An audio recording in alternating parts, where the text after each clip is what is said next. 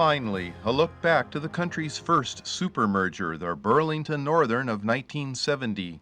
See the colorful combining of four railroads into one empire of the North, stretching from the Great Lakes to the Pacific, with lines reaching down to the Gulf states. We cover the 1950s into the 70s with nostalgic looks at the Northern Pacific, Great Northern, SP&S, and the CB&Q. All these lines were pulled together to form the Burlington Northern, fulfilling the long ambition of railroad great James Hill. This merger created a rainbow of color until the system painted everything Cascade green. Many rail fans grew up only knowing the BN by its own solid identity. Now we bring the story behind it all with the epic struggle of the James Hill Roads and E.H. Harriman's Union Pacific for control over the Pacific Northwest.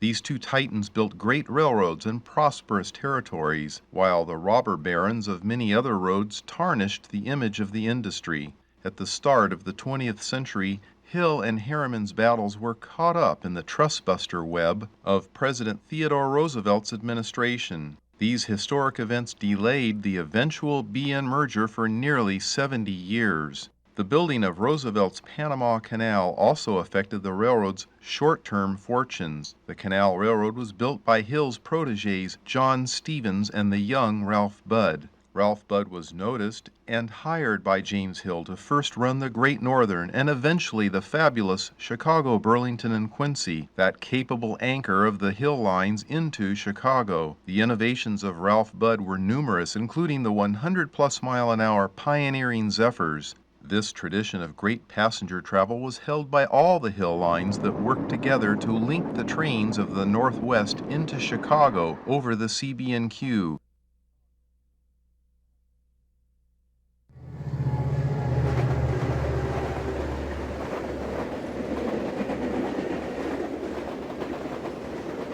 See the Twin Cities Zephyrs and the speedy commuting fleet on the Chicago to Aurora line.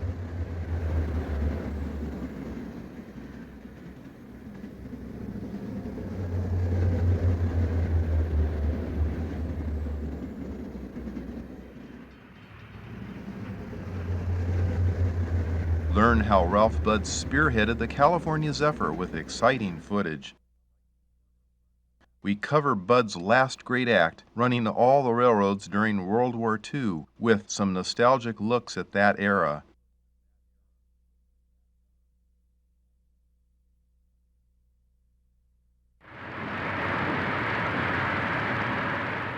Visit Chicago just after the BN merger and see several other roads all in a scramble to merge or wither away in a changing railroad scene.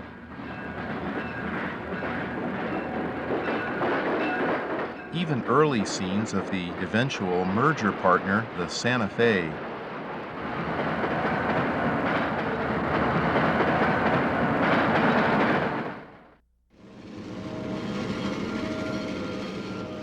We review the inside story of the Milwaukee and the Rock Island roads. Both were searching for a willing merger partner in that tumultuous era that dealt demise to the unprepared.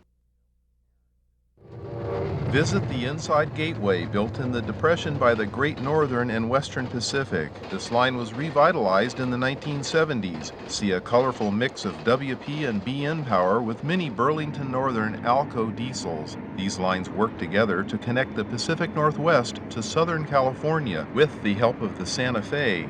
This was the only competition the Southern Pacific had for north-south traffic, and it featured tough grades, mixed power, and great scenery. Don't miss the story on the demise of steam and the rapid dieselization of all the James Hill lines. A few of these machines worked into the 60s on railfan excursions that many will remember.